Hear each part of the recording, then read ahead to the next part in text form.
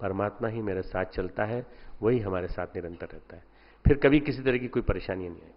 ये तो दुनिया है लौकिक, जो ये सोचती है कि डॉक्टर साहब जो हैं वो इस मिशन के प्रमुख हैं और इसलिए उनको सुरक्षा के लिए बॉडीगार्ड देना चाहिए, पुलिस वालों की व्यवस्था करना चाहिए। सारे बॉडीगार्ड एक तरफ रह जाते हैं, भगवान सबसे बड़ा रक्षक है, सबसे बड़ा रक्षक भगवान है।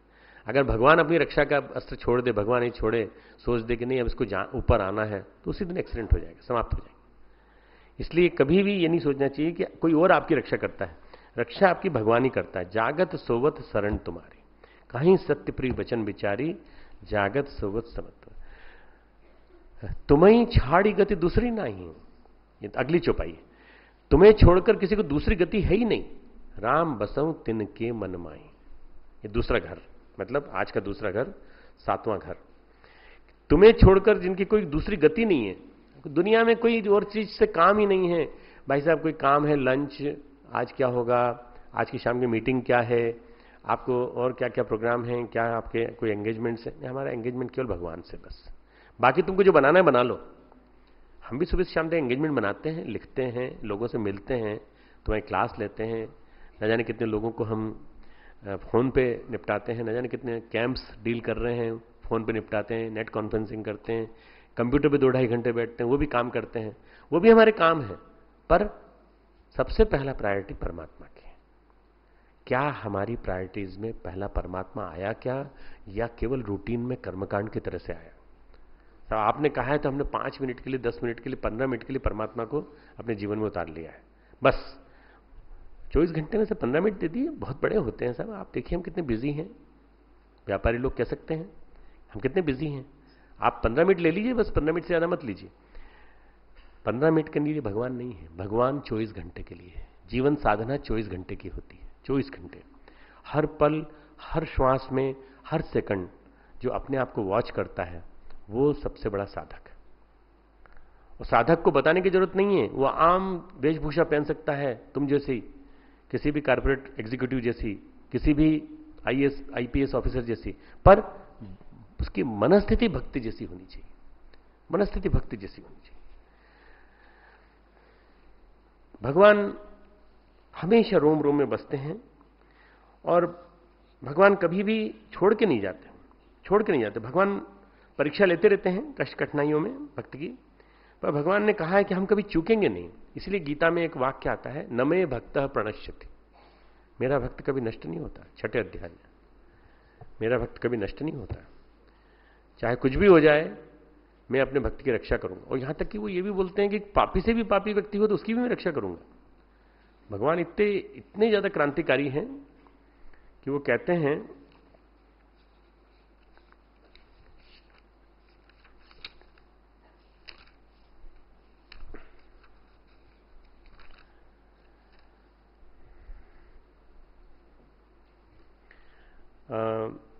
छठे अध्याय का 30वां श्लोक, यो माम पश्यति सर्वत्र सर्वम च मयि पश्यति तस्याहं न प्रणश्यामि सच में न प्रणश्यति।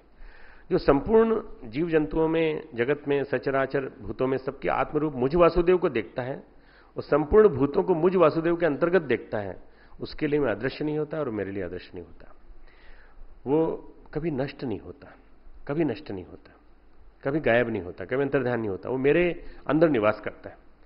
जब भगवान ये कहते हैं तो इसका मतलब ये कि भगवान के मन में कितनी पीड़ा है, कितनी करुणा है, करुणा वत्सल है भगवान।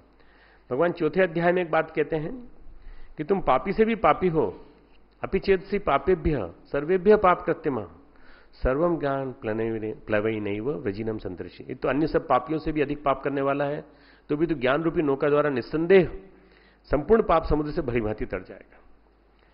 क्योंकि संसार में ज्ञान से ज्यादा पवित्र कोई चीज धरती पे नहीं। भगवान कहते हैं ज्ञान किसका? भगवान के होने का, तुम्हारे भगवान का एक अंश होने का। भगवान यंत्री हैं, तुम यंत्र हो। रामकृष्ण परमहंस कहते थे, मैं यंत्र हूं, तू यंत्री। तू मैं माया का एक चलाने वाला, चलने वाला एक पुतला हूं, तू माया, तू महामाया। हे मां, तू मुझे चला, जैसा तू चाहती वैसा चला। ऐसा भाव मन में यदि विकसित कर लें तो जागते सोते भगवान हमेशा अपने अंदर बने रहेंगे। 8वां घर भगवान का, जननी समझा नहीं पर नारी, धनु पराव विष ते विष भारी, जे हर्षई पर संपत्ति देखी, दुखित होई पर विपत्ति विरोधी।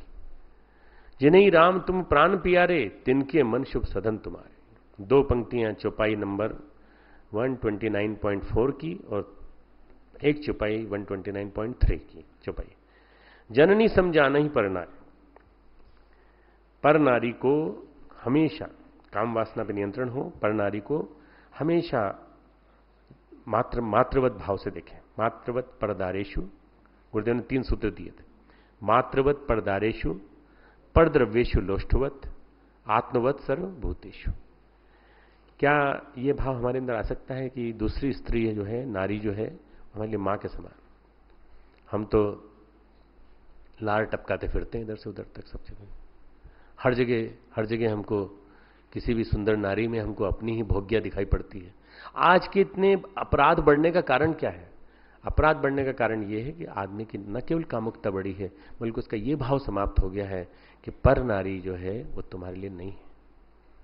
पर नारी तुम्हारे लिए मां के समान है। इसलिए देवी का भाव दिया गया है। इसलिए 9 दिन देवी की उपासना की जाती है। 9 दिन देवी की उपासना चैत्र मास में, 9 दिन देवी की उपासना ज्येष्ठ मास में, 9 दिन देवी की उपासना फिर आश्विन मास में। ये क्यों की जाती है? क्योंकि हमारा देश देवी का उपासक है और यहां देवी के ऊपर कितने बलात्कार, कितने ज्यादा अपराध, कितने ज्यादा होते हैं। क्यों होते हैं आखिर? वो इसलिए कि जननी समझा नहीं पर नारी। इस बारे में हम लोग बहुत ज्यादा, पूरे देश में नहीं पूरे विश्व भर में ये वातावरण फैला हुआ है। धनु पराव विषते विष भारी, पराया धन जिन्हें विष से भी प्यारा विष है, विष से भी भारी विष है। जो पराये धन को विष से भी ज्यादा विष मानता है। दूसरे का धन अपना धन नहीं है, उस पर अपना हाथ मत लगाओ। जे हर्षई पर संपत्ति देखी, जो दूसरे की संपत्ति देखकर हर्षित होते हैं। दुखित होई पर विपत्ति विशेषी, दूसरे की विपत्ति देखकर दुखी होते हैं। हे राम जी, जिन्हें आप प्राण के समान प्यारे हैं, उनके मन आपके रहने योग्य शुभ भवन। अभी अंतिम जो आज का घर है, इसकी व्याख्या थोड़ी समझ लें।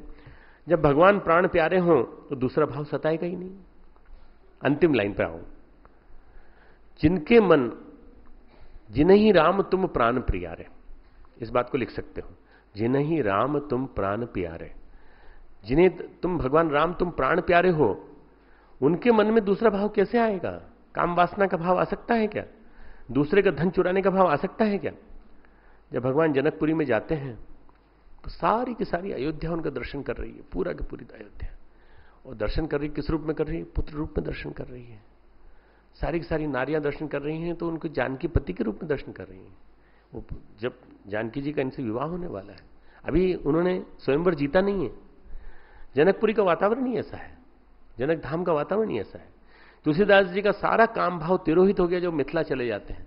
मिथिला के नारियों को देखकर उनका सारा काम भाव तिरोहित हो गया। उसके बाद उन्होंने काम वासना समाप्त की। 70 साल की उम्र में उन्होंने रामायण लिखना चालू की थी, 90 साल की उम्र में जाकर उन्होंने समाप्त की थी। किसी बड़ी दुकान में जाओ, चमक दमक माल की, मल्टीप्लेक्स की, प्लाजा की जो दिखाई पड़ती है, जेब में पैसा हाथ डालते हैं, कुछ खरीदा कुछ छोड़ा। जिंदगी भी ऐसी है। जिंदगी में हम लोग क्या देखते हैं, ये भी कर लें वो भी कर लें। जेब में तब पुण्य टटोलते हैं तो पाते हैं कि है ही नहीं। कुछ जब करने की बात आती है, जेब में देखते हैं कितना पुण्य है, अब इतना पुण्य तो नहीं है। पैसे की बात नहीं कर रहा हूं, पुण्य की बात कर रहा हूं। तब पुण्य टटोलते हैं तो पाते हैं कि है नहीं, चलो अगले जन्म में करेंगे। जहां तक प्रकृति है वहां परिवर्तन का चक्र चलता रहेगा। जहां तक प्रकृति है परिवर्तन का चक्र चलता रहेगा। परिवर्तन अनवरत होना है।